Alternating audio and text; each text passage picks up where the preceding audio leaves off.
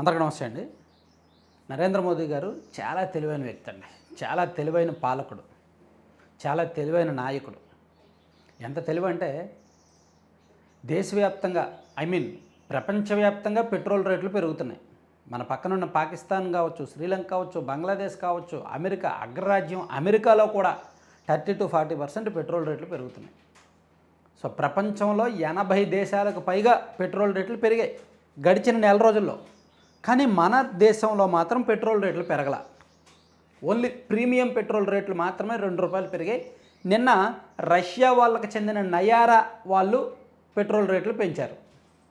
అది ప్రభుత్వానికి సంబంధం లేదు, అది కేంద్ర ప్రభుత్వ రంగ సంస్థకి ఏమీ కాదు, నయారా ప్రైవేట్ బంక్. సో ఈరోజు ఒక తాజా అప్డేట్ ఏంటంటే పెట్రోల్ ధరలు తగ్గుతున్నాయి అనే ఒక వార్త వచ్చింది. ఎక్సైజ్ సుంకాన్ని, ఎక్సైజ్ డ్యూటీని కేంద్ర ప్రభుత్వం 1 లీటర్ మీద ₹10 తగ్గిస్తోంది అనే ఒక వార్త వచ్చింది.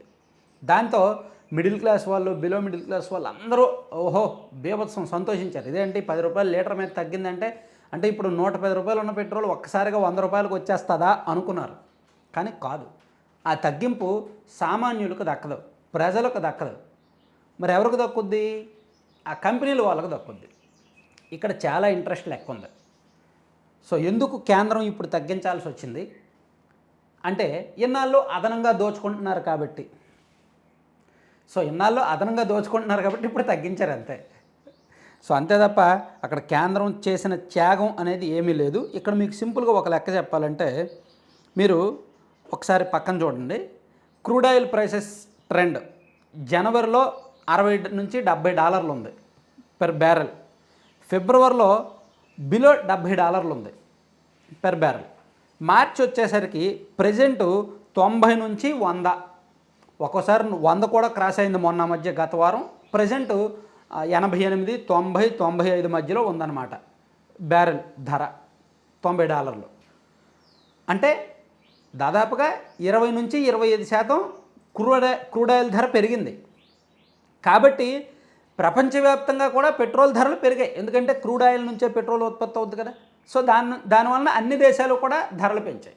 మన దేశంలో ఎందుకు పెంచలేదు అనే డౌట్ మీకు రావచ్చు. ఎందుకంటే ఒకసారి మీకు పక్కన ఒక చార్ట్ చూడండి. మన దేశంలో పెట్రోల్ రేట్లు స్ట్రక్చర్ ఒకటి ఉంది. ఒకటి బేస్ క్రూడ్ ఆయిల్ ప్రైస్, రెండోది ఎక్సైజ్ డ్యూటీ, కేంద్ర ప్రభుత్వం విధించే ఎక్సైజ్ డ్యూటీ, మూడోది డీలర్స్ కమిషన్, నాలుగోది ఆ రాష్ట్ర ప్రభుత్వాలు యాడ్ చేసే tax, value added tax, VAT అనమాట.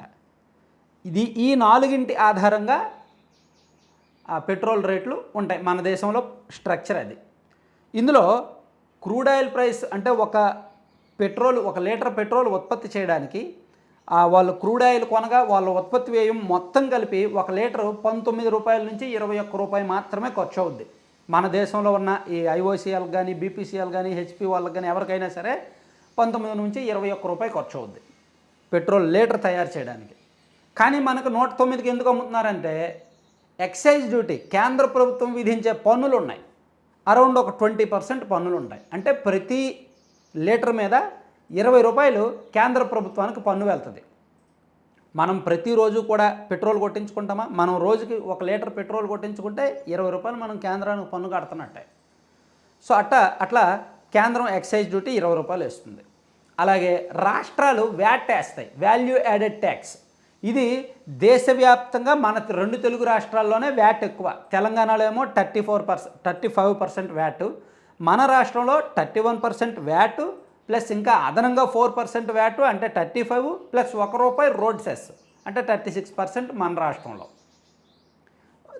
దేశవ్యాప్తంగా ఒక్కో చోట ఒక్కోలా ఉంటాయి. ఇప్పుడు మన పక్కన ఉన్న యానాం వెళ్తే 12% అనుకుంటా, అంటే అరౌండ్. లక్షద్వీపు అండ్ డామినెంట్ అయ్యు అటువంటి చోట 10%, 12% అలాగే ఉంటాయి. అండ్ మహారాష్ట్రలో 25% ఉంటుంది. అంటే రాష్ట్రాల వారీగా ఈ లెక్క ఉంటుంది అనమాట. తమిళనాడులో ఒక లెక్క ఉంటుంది, కర్ణాటకలో ఒక లెక్క ఉంటుంది. దేశవ్యాప్తంగా ఎక్కువ వ్యాట్ వసూలు చేస్తున్నది తెలంగాణ అండ్ ఆంధ్రప్రదేశ్, ఈ 2 రాష్ట్రాలే. తెలంగాణ కంటే ఆంధ్రప్రదేశ్ ఇంకా ఎక్కువ. వాటితో పాటు డీలర్స్ కమిషన్ ఉంటుంది. అంటే వాళ్ళు క్రూడ్ ఆయిల్ తీసుకొచ్చి పెట్రోల్ ఉత్పత్తి చేసినందుకు ఒక్కొక్క పెట్రోల్ కంపెనీకి ₹21 మాత్రమే ఖర్చు అవుతుంది. సో ఇక్కడ కేంద్రం ఒక రూ. 2 లాభం వేసుకొని, రాష్ట్రం ఒక రూ. 2 లాభం వేసుకొని, డీలర్ కమిషన్ ఒక రూ. 2 తీసుకొని 21కు ఒక రూ. 6 కలిపి రూ. 28కో రూ. 27కో మనకి ఇచ్చేయచ్చు పెట్రోల్.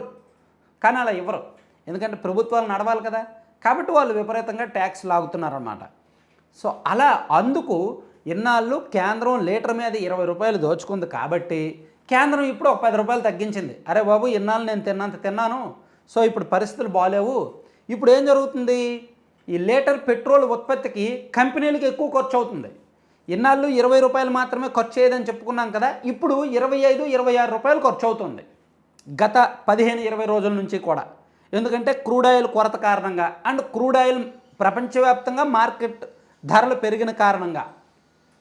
అంటే ఒక లీటర్ పెట్రోల్ ఉత్పత్తికి మార్చి ఫస్ట్ వీక్ వరకు కంపెనీలకి 20-21 రూపాయి మాత్రమే ఖర్చు అయ్యేది, కానీ ఇప్పుడు 25-26-27 ఖర్చు అవుతుంది.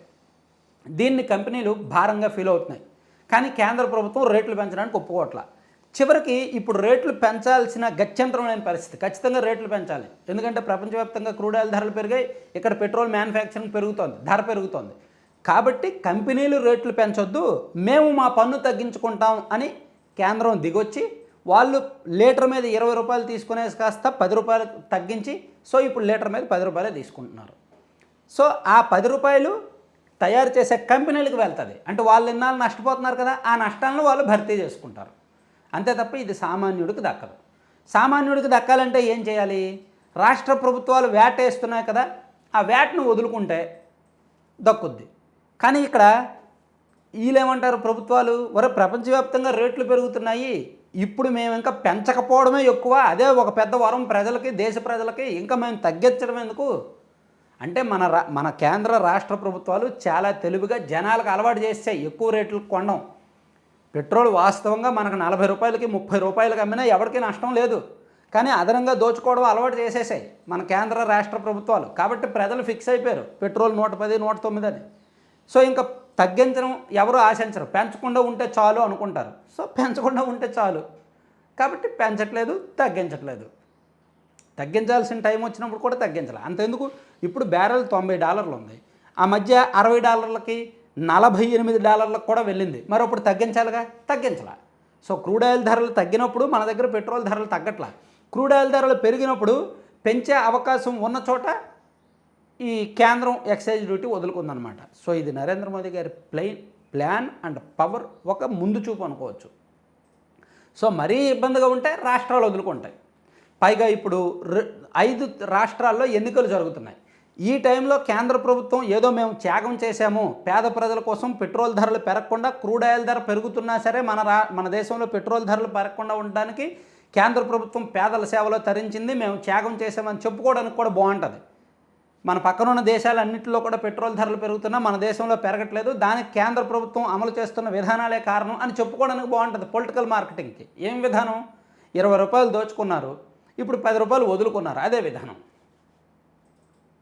Thank you.